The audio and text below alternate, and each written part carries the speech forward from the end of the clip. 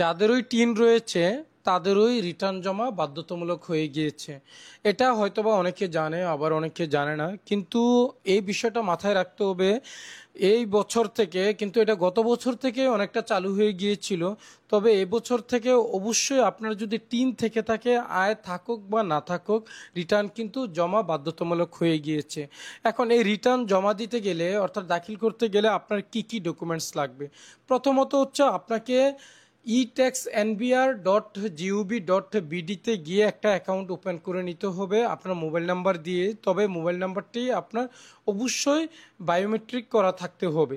এখন ওই অ্যাকাউন্টটা খুলেই আপনাকে প্রথমত যেই কাজটা করতে হবে, যে আপনি এই যে ট্যাক্স রিটার্নটা জমা দিবেন, অর্থাৎ ফাইলটা যে ওই জায়গায় সব কিছু কমপ্লিট করবেন, সেজন্য আপনাকে কি কি কাগজপত্র লাগবে তার আগে আমি বলে নেই এই রিটার্ন আসলে দাখিলের যে শুরু এবং শেষ সময়টা সেটা আমি বলে নেই।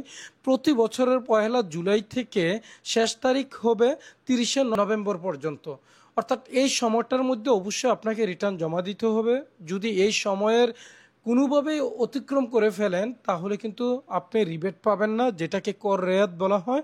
আর এই কর রেয়াত যখন পাবেন না তখন কিন্তু আপনাকে অনেকটা বেশি টাকাই জমা দিতে হবে, সাথে আপনাকে জরিমানাও গুনতে হতে পারে।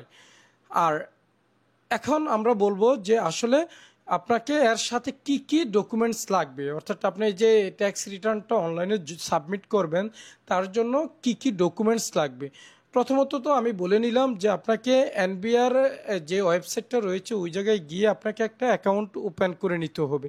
সেই রিলেটেড কিন্তু আমার অন্য পেজের মধ্যে ভিডিও রয়েছে, দরকার আমি এখানেও আমার প্রোফাইলেও দিয়ে দেব যদি আপনাদের সমস্যা হয় যে অ্যাকাউন্ট ক্রিয়েট করতে। আচ্ছা, যাই হোক, এই রিটার্ন দাখিলের জন্য আপনার যা যা লাগবে, এটা আপনি ওই যে আপনার এনআইডি নাম্বারটা তো অবশ্যই আপনি ওইটা দিয়ে তো আপনি টিনেই খুলেছেন, তাহলে ওইটা থেকেই কিন্তু আপনার অটো হয়ে যাবে, ওইটা সমস্যা নেই। তবে বেতন বা ব্যবসায়ের আয়ের কাগজপত্র কিন্তু অবশ্যই লাগবে। এটা কিন্তু আপনাকে যেহেতু ওই জায়গায় সাবমিট করতে হবে, আরেকটা বিষয় আপনাকে এই ডকুমেন্টগুলো কিন্তু সাথে রাখতে হবে। ট্যাক্স অফিস যে কোনো সময় যদি তদন্ত করতে চায় তখন কিন্তু আপনাকে দেখাতে হবে সেই কাগজপত্রগুলো। আচ্ছা, তারপর কি কি লাগবে? ব্যাংক স্টেটমেন্ট অথবা ডিপিএস এর যে কাগজ, এফডিআর এর যে ডকুমেন্টস, সঞ্চয়পত্রের ডকুমেন্ট, এগুলো কিন্তু আপনার সাথে রাখতে হবে, কারণ এগুলো দেখে দেখেই কিন্তু আপনাকে এই অনলাইন ফর্মটা ফিল আপ করতে হবে এবং কি ফিল আপ করেই সাবমিট করতে হবে।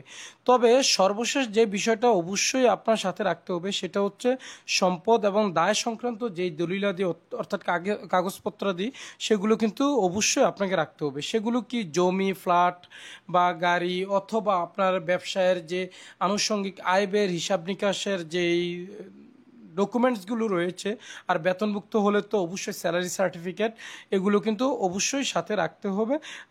আরেকটা খুবই গুরুত্বপূর্ণ বিষয় নিয়ে আমি কথা বলি, যেটা জিরো রিটার্নের বিষয়টা। এবছর কিন্তু জিরো রিটার্ন জমা দেওয়ার কোনো সুযোগ নেই। যে গত বছর অথবা এর আগের বছর যারা এই জিরো রিটার্ন সাবমিট করতে পেরেছেন তারা কিন্তু এবছর থেকে আর এটা করতে পারবেন না। আপনাকে কিন্তু আয় ব্যয়ের হিসাবটা দেখিয়ে আপনার ব্যালেন্স যদি শূন্য করে, অর্থাৎ আপনার পরিমাণ যদি দেখাইতে পারেন যে আপনার 3.5 লক্ষ টাকার নিচেই আপনার ইনকাম রয়েছে, তখনই কিন্তু আপনি হিসাব নিকাশ করেই সেই জিরো রিটার্নটা অর্থাৎ জিরো ফাইলটা জমা দিতে হবে। তবে এইভাবে সরাসরি আগের বছর বা তার আগের বছরের মতো জিরো রিটার্ন সরাসরি জমা দিয়ে দিবেন, সেটা কিন্তু আর হবে না। তবে সব কিছু আপনি সাবধানতার সহিত করবেন, এতটুকুই বলবো। আর কিভাবে আসলে রিটার্ন জমা দিতে হয় এই রিলেটেড কিন্তু আমার অন্য পেজের মধ্যেই অনেক বিস্তারিত ভিডিও রয়েছে, সেগুলো দরকার আমি এখানে দিয়ে দেব। তারপরে সবার সুবিধার্থে, যেহেতু এখন ট্যাক্স রিটার্ন জমা দেওয়া বাধ্যতামূলক, সেহেতু আমি এই ভিডিওটা করেছি। এই বিষয়টা যেন সবাই আসলে মাথায় রাখে যে আসলে আমি যদি টিন সার্টিফিকেট আমার থেকেই থাকে তখন কিন্তু বাধ্যতামূলকভাবে আপনাকে রিটার্নটা জমা দিতে হবে। আর সময় মতো অবশ্যই আপনি রিটার্ন জমা দিবেন, যাতে করে আপনি পুরো কর রেয়াতটা উপভোগ করতে পারেন।